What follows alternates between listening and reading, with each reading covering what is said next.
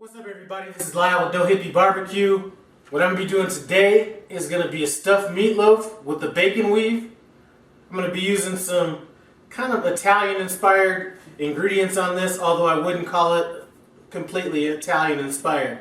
Anyway, why don't you guys come on in, take a look at my ingredients, and then we'll start putting this together. Our ingredients are going to be some ground beef. I'm going to suggest a low fat content on this beef. What I'm using is a ground sirloin that's 90-10, and I have some ground beef that's 70-30. I bought both of those because they were on sale. If my math is correct, we're about 80% lean on that, which I'm fine with. I have some frozen spinach we're going to be using, some ricotta cheese, some mozzarella cheese we will be shredding up, some roasted garlic, some sun-dried tomatoes, sliced mushrooms, any kind of mushrooms would work, and some onions.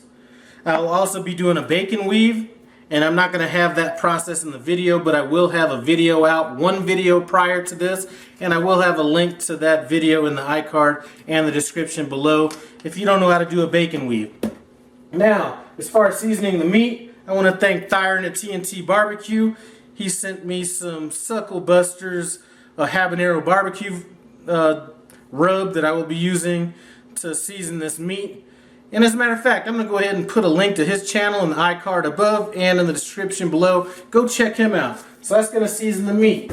Now, as far as the, I may not. We'll see how this looks. But he also sent me some barbecue sauce.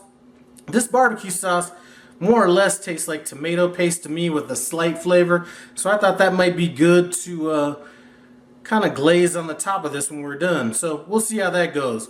Anyway, thanks a lot, Thyron. My first step is going to be to get these vegetables kind of cooked down in a pan. So I'm going to meet you over at the stove and we'll pick it up from there. All of our vegetables in this pan right now. I have my spinach, my mushrooms, and my onions.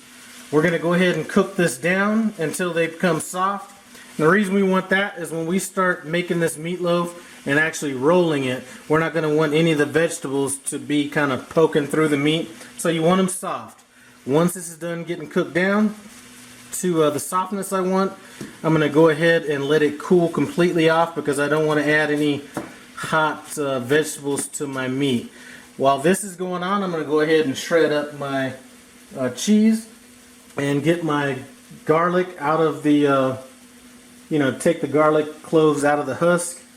And we will see you back kind of when we start putting our filling together. That's going to be our next step. Making this filling. This filling is probably going to be more than what I need, but I like freezing this stuff so I could use it again. So we have our ricotta cheese. This is about half a container. I have my spinach. That's about 2 bunches of spinach, 1 onion. So I would say cut this in a quarter if you're just making one. And then I have about 8 ounces of mozzarella cheese. And this is 1 whole clove of garlic that has been roasted and smashed. And I'm going to hit it with some Parmesan cheese. And for seasoning, just a dash of some of this stuff that Byron sent me, that habanero barbecue rub. So, just going to go ahead and mix this stuff in. Okay, so that's about good to go right there. Now what I did with the spinach and onion mixture was, once I cooked it down, there was, a lot of liquid in there. I drained that off in a colander for about 20 minutes. Try to get all the moisture out, squeeze some of it through, and that's what I did before I added it to this mixture. I did taste this mixture, and this mixture tastes good enough on its own. So I'm going to go ahead and set this aside in the refrigerator. Ground beef here, I have my homemade breadcrumbs here that I ran through a sifter once I was done breaking it up, and I'm going to just kind of add this a little bit at a time. Unlike traditional meatloaf, we aren't going to be adding any eggs or anything. That's a little bit of this barbecue rub. We're not going to be adding any eggs because there's going to be enough moisture in this, and we're not going to have to worry about it breaking apart because we have our bacon weave.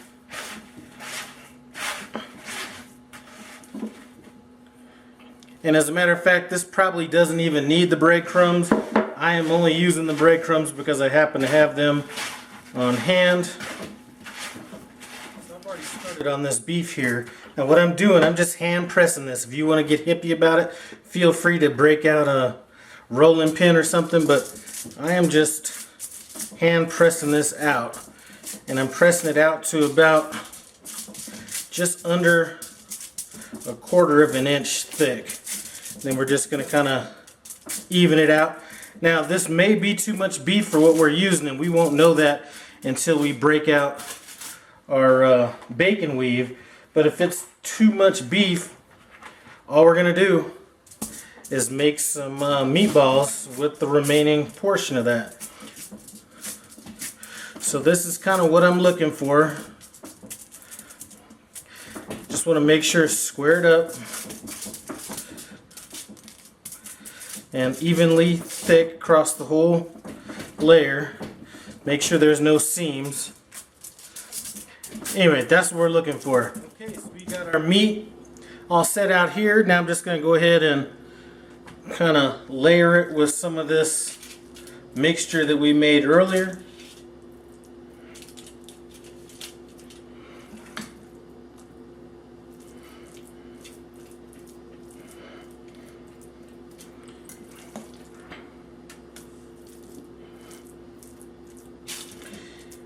And there's no reason to make this super thick. Like I said, we have, well, not like I said, but we have a, you know, when I roll it, there's going to be a few different layers on it. So I'm probably going to have some left over. And what I do is I freeze it, and I will use this stuff in another recipe. Alright, so there we go as far as that goes. I'm going to set this aside. Now, let's get rolling this. If you have wax paper would work as well.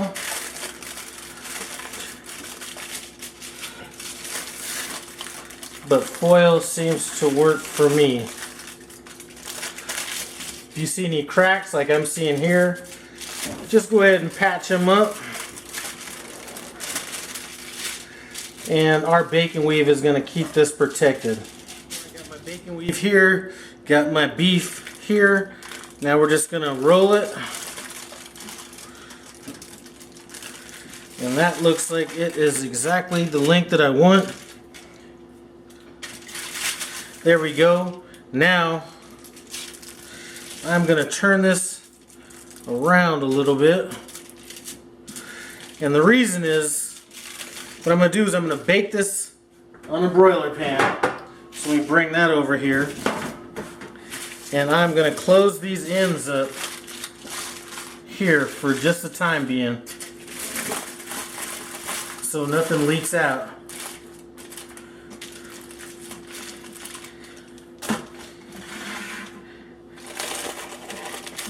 And I'm going to pull this back so the grease will kind of roll down into these slots. I'm going to get them in my oven. It's out of the oven after about 30 minutes. I had it at 325 for the first 15 minutes, then I backed it down to 300, and I'm just going to brush a real thin layer of this barbecue sauce on here. And like I was saying, I did taste this barbecue sauce, and it tasted more like tomato paste than actual barbecue sauce, so I think it's going to go well with this. The bacon weave is holding in place. Nothing's really leaking out of it.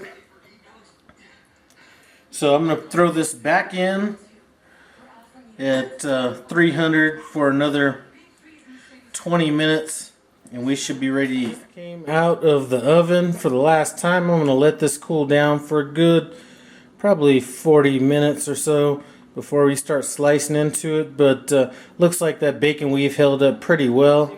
It's cool. The one thing I have to say is I forgot to add those sun-dried tomatoes, but you know what? You'll be seeing that in a recipe coming up. Now it's just time to dig in and see if it tastes as good as it looks. So let's get to it.